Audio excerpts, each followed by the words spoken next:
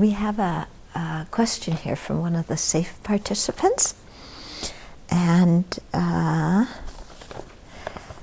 she was really thinking about closed-mindedness because it was coming up in the module she was in.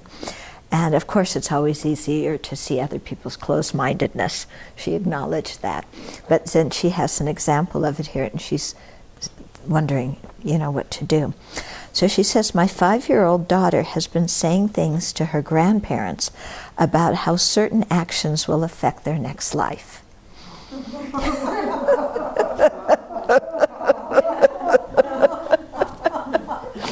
Kids are good, aren't they? This, of course, has made them very uncomfortable. Like, Grandma, I saw you do this, and then you said to somebody you didn't do that, and that's not good. I mean, kids are great that way, aren't they, So this, of course, has made them very uncomfortable.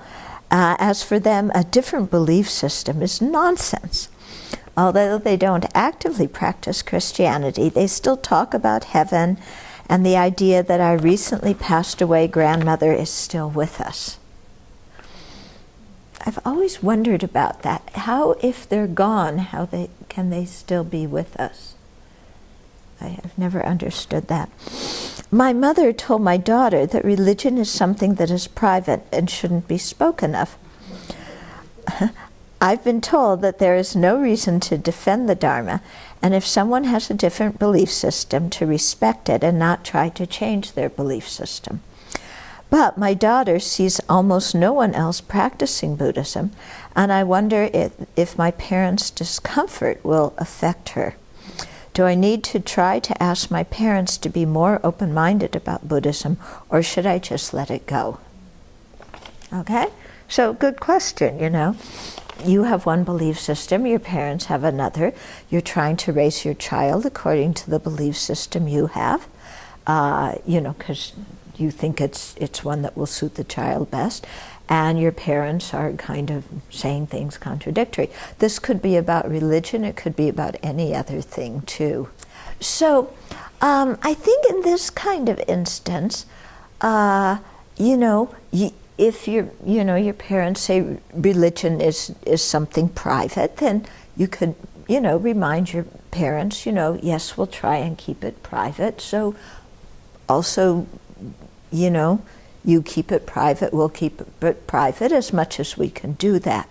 But I think even more than that, the important thing is to teach the child that people have different beliefs, and that it's, Grandma and Grandpa believe one thing and we believe something else.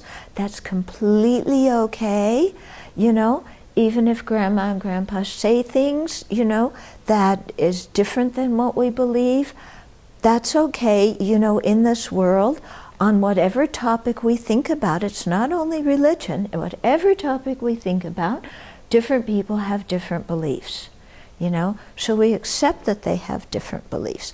But this is what we believe, and this is how we're going about doing things, And then, talk to your...